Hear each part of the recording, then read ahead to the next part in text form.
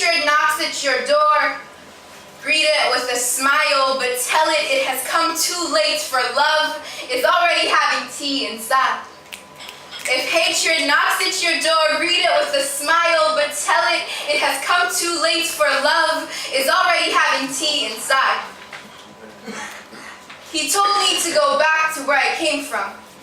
Confused, I thought I've been out of my mama's womb for exactly 17 years, 3 months, and 5 days. I don't know how I could possibly return, but if you have come up with a new mad scientific invention that can turn me into a chewed piece of cloth and take me back deep to the miraculous tunnels from which I came from, I would love to see it.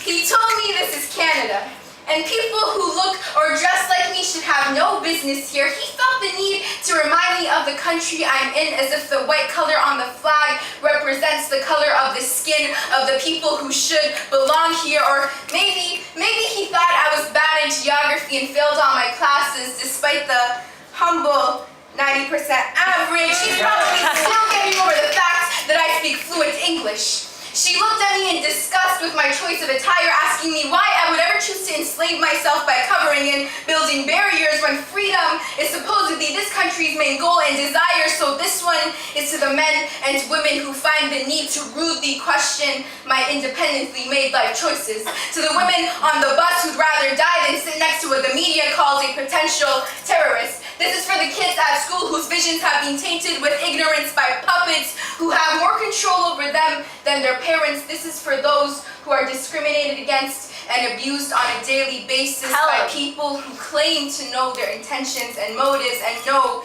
this is not another apology letter for crimes I have not committed, no. The world has simply looked past the me that is me and the universe within. So let me begin by saying peace be upon you all. Salamun alaikum. Wa alaikum salam. My name is Nasim Askari. My first name means breeze and my last name means warrior. It pains me to have to translate my Iranian Arabic name into an imperial colonial tongue for all of you to understand it, for it loses its poetic merit and translation is so weak it can't even compare to its shadow. My name is in the poems of Hafiz, Sadi, Sohrab, and Rumi, and as exotic as my name and its history may be to some, the media and several governments have labeled people who look or dress like me as terrorists. So as a Muslim, Iranian, Canadian teenage girl, I have decided to unapologetically raise my voice and my pen, the most powerful weapons I own, and show the whole world otherwise. Yes, I'm that Muslim girl who's breaking stereotypes on a daily basis. I refuse to accept that we're all the same. I don't want to fit into your system of robots and puppets.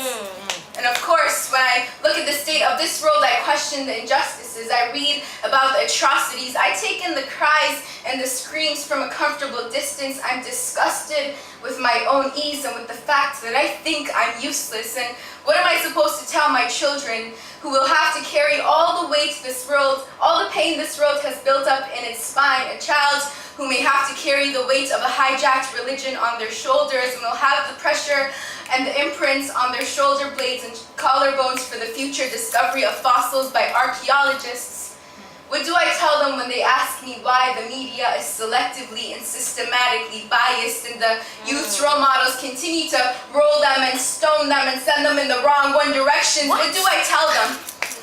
But still, I will not allow the demons to take over. So from an early age, I will teach my son that it's true that some men may be soldiers, but to remember that all women are warriors. Yes. I will teach my daughter to stand defiant, especially when the tides are stronger than ever. But I will let her know that even if she can't, that her survival in itself is an act of resilience and courage. I will teach them that words are more than just words. I want them to radiate warmth in this world that has turned so freezing cold. So I will tell them both that when hatred knocks at your door, whether it be disguised as a wolf, a man wearing shades of green, or a normal human being, greet hatred with a smile, but tell it it has come too late, for love is already having tea inside. If hatred knocks at your door, greet it with a smile, but look it dead in the eyes and tell it that it's come too late. Because love is already having tea inside. Yes. Woo!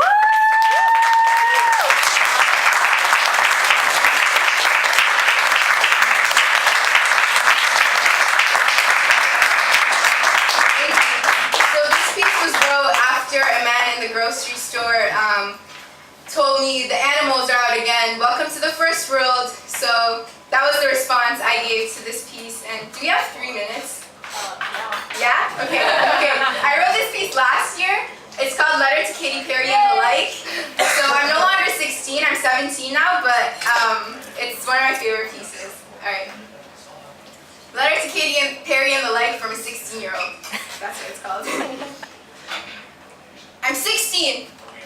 Yes, I'm finally 16, a decade and 6 years old, 192 months of age, 5,840 days have passed of my fragile existence. I'm finally 16, but Katy Perry, I'm sorry to break it to you and your team of misleading puppeteers, but I'm not living the typical teenage dream. I'm living my dreams.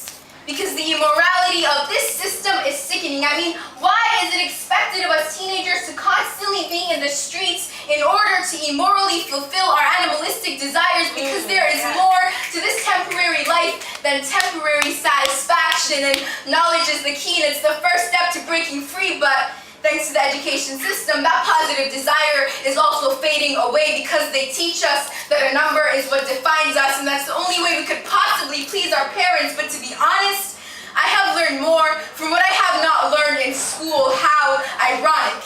But Prophet Muhammad has taught me women's rights and the importance of knowledge. Malcolm X has taught me courage, power, and change, and I decided to look beyond what they choose to hide from us.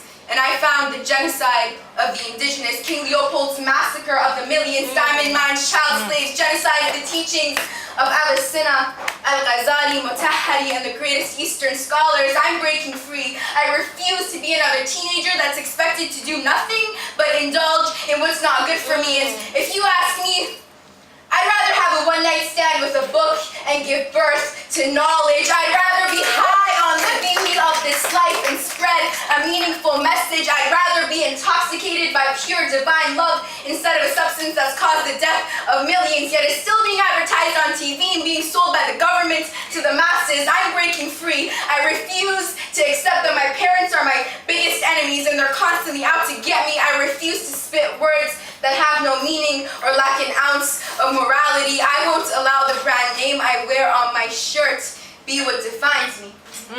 And speaking of clothing, I know you've been wondering this entire time, and the answer is yes. Indeed, I will cover myself for God, not any man's opinions or suggestions. I want you to look at my mind and say, wait, there's some knowledge. Let's draw some lessons, and there is no doubt that Jesus would be disappointed to see those who dress like his mother are being discriminated against and abused, because if the Virgin Mary was of this generation, for God's sake, she'd be covered up too. So to those feminists and the media who think they need to save me, let me tell you, I was never in any need of saving from my religion or attire to begin with. I just need saving from people's ignorance. I'm breaking free, breaking stereotypes and circling around the popular beliefs. I'm ready to live my dreams, travel the world, feed the poor. No, not only those with hungry stomachs, but those with starving minds and souls, knowing I am one of them too, and I'm ready to be fed. I'm 16. I'm finally 16, but Katy Perry, I'm sorry, but hold up, scratch that. I'm not sorry to break it to you and your team of misleading puppeteers, but I'm not living the typical teenage dream. I'm living my dreams. Thank you.